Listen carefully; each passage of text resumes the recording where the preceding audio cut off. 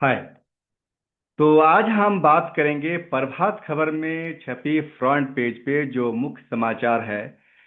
Jack का प्रस्ताव है, स्कूली परीक्षा में एक और बदलाव की तैयारी है। मतलब ये जो समाचार है, जो 8वीं 9वीं और 11वीं की परीक्षा 2 टर्म में दोनों का पैटर्न अलग होगा। तो ये जो समाचार है, जो खबर है, लगभग 13 लाख बच्चों से जुड़ा हुआ है ये मामला। मतलब पहले किस तरह से परीक्षा होती थी और फिर आगे किस प्रकार से मतलब परीक्षा होने वाला है, उसके बारे में है। यहाँ पे आप देखेंगे टर्म 1 टर्म 2, जो अगर ये प्रस्ताव स्कूली शिक्षा विभाग अगर इसको स्वीकार करती है तो इस तरह से आगे परीक्षा होने वाला है। तो क्या होगा वो तो अभी देखने वाली बात है, लेकिन जो समाचार आया है इस पर जो जानकारी मिलनी चाहिए विद्यार्थियों को, उस बारे में हम बात करेंगे। ये प्रभात खबर का पहला पेज है, फ्रंट पेज है।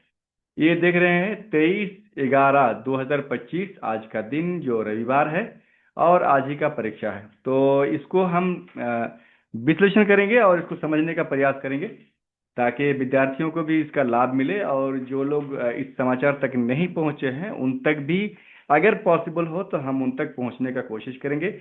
और देखते हैं कि ये 2 टर्म में अगर आगे परीक्षा होगा तो मतलब उससे क्या फायदे हो सकते हैं, अगर ऐसा हुआ तो जो संभावित हैं और होने के चांसेस भी हैं। और ये भी जानेंगे कि सीबीएसई और आईसीएसई बोर्ड भी क्या करता है इन विद्यार्थियों के साथ जो 8वीं 9वीं और 11वीं की परीक्षा अपने स्कूल में देते हैं। तो चलिए फिर देखते हैं कि जैक का प्रस्ताव, स्कूली परीक्षा में एक और बदलाव की तैयारी है। 8वीं 9वीं और 11वीं की परीक्षा 2 टर्म में दोनों का पैटर्न अलग होगा। तो पहले देख लेते हैं कि दोनों का पैटर्न जो अलग होने वाला है वो क्या होने वाला है। तो टर्म 1 की परीक्षा जो है इसमें लिखा हुआ है जनवरी महीने में ली जाएगी टर्म 1, और टर्म 2 की परीक्षा जो है फरवरी में ली जाएगी। मतलब जनवरी और फरवरी 2 महीने में दो परीक्षा ली जाएगी। और जो जनवरी में परीक्षा होगा वो उत्तर पुस्तिका पर लिखित परीक्षा होगी, और उसका भी जो अंक है या टोटल मार्क्स कह लीजिए वो 40 नंबर का होगा। और जो टर्म 2 का परीक्षा होगा वो एमआर शीट पे होगा। ठीक है, इसमें भी 8वीं 9वीं और 11वीं की विद्यार्थी परीक्षा देंगे। तो जो 11वीं का विद्यार्थी है उनका मार्च का प्रथम सप्ताह लिखा हुआ है कि मार्च के फर्स्ट वीक में होगा। और ये भी ओएमआर शीट पर होगा जो टर्म 2 है, और वो भी 40 अंकों का होगा। ठीक है, सभी विषयों में 20 अंक जो है आंतरिक जो इंटरनल मार्क्स होते हैं वो दिया जाएगा। तो ये कितने सारे विद्यार्थियों पर असर पड़ेगा वो भी जो प्रभात खबर ने छापा है उसके अनुमान के अनुसार अगर देखा जाए तो 13 लाख बच्चों से जुड़ा हुआ है ये मामला। जैक ने शिक्षा विभाग को सौंपा प्रस्ताव, दोनों टर्म की परीक्षा का पैटर्न अलग होगा। एक परीक्षा जनवरी में उत्तर पुस्तिका पर और दूसरी फरवरी महीने में ओएमआर शीट पर होगी। और आगे हम बात करेंगे जैसे कि परीक्षा होता चला आ रहा है उसका क्या है, और सीबीएसई आईसीएसई बोर्ड में क्या होता है, मतलब वहाँ जो विद्यार्थी पढ़ते हैं उनके साथ क्या होता है, उनका भी डिटेल अभी इस पेपर में है। और मैं आपको वो सभी जानकारी देने वाला हूं। तो आप देख रहे हैं मैं सलीम सर को, और जैसे कि मैं आपको जानकारी देता रहता हूं शिक्षा विभाग से जुड़ा हुआ जो महत्वपूर्ण जानकारी है जो विद्यार्थियों को जानना और समझना जरूरी है। चलिए आपको हम ये पेपर का कटिंग भी थोड़ा सा बड़ा करके दिखा देते हैं, ये देखिए। ठीक है, तो ये हो गया आपका टर्म 1। देखिए जनवरी महीने में ली जाएगी और उत्तर पुस्तिका पर लिखित परीक्षा होगी और ये 40 अंकों का होगा। और टर्म 2 की परीक्षा देखिए 8वीं 9वीं की परीक्षा फरवरी के अंतिम सप्ताह में, और कक्षा 11वीं का परीक्षा मार्च के प्रथम सप्ताह में, और परीक्षा ओएमआर शीट पे ली जाएगी। और जो होता चला आ रहा है अभी तक, जो अभी बदलाव होने का ये प्रस्ताव है जो पिछले साल भी हुआ था उसको देखते हैं कि पहले क्या होता था कि जैसे 1 दिन या 2 दिन में ये सभी परीक्षाएं ले ली जाती थी, जैसे कि डिटेल में लिखा हुआ है, आप नीचे देख सकते हैं। तो पहले परीक्षा का ये था प्रारूप, ये था देखिए ये क्या रूप रूप था जिस पे परीक्षा हो रही थी, और अभी तक वही है लेकिन बदलाव का चांस है, इसीलिए अभी जानकारी दी जा रही है।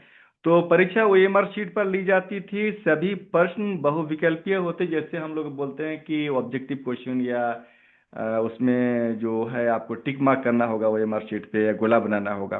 एक दिन में कक्षा 8वीं की 5 विषय की परीक्षा ली जाती थी, जो थोड़ा सा विद्यार्थियों पे बोझ बन जाता था एक दिन में। तो इसमें जनवरी और फरवरी 2 टर्म में अगर परीक्षा देंगे तो एक बार वो ओएमआर शीट में देंगे, एक बार लिख के देंगे। तो हो सकता है कि ये उनके लिए थोड़ा सा आसान हो जाए। तो चलिए आपको बताते हैं कि परीक्षार्थियों की औसतन संख्या कितना है। तो कक्षा 8वीं में 4.99 मतलब लगभग 5 लाख विद्यार्थी हैं, और कक्षा 9वीं में 4.70 मतलब 4,70,000 करीब विद्यार्थी हैं, और कक्षा 11वीं में 340.47 मतलब 3,47,000 लगभग विद्यार्थी हैं जिन पर ये प्रभाव पड़ने वाला है। तो इस तरह से है ये आज का मुख्य समाचार, जो जैक की तरफ से प्रभात खबर ने जो समाचार प्राप्त करके छापी है। और चलिए आपको बताते हैं कि सीबीएसई और आईएससी में क्या होता है।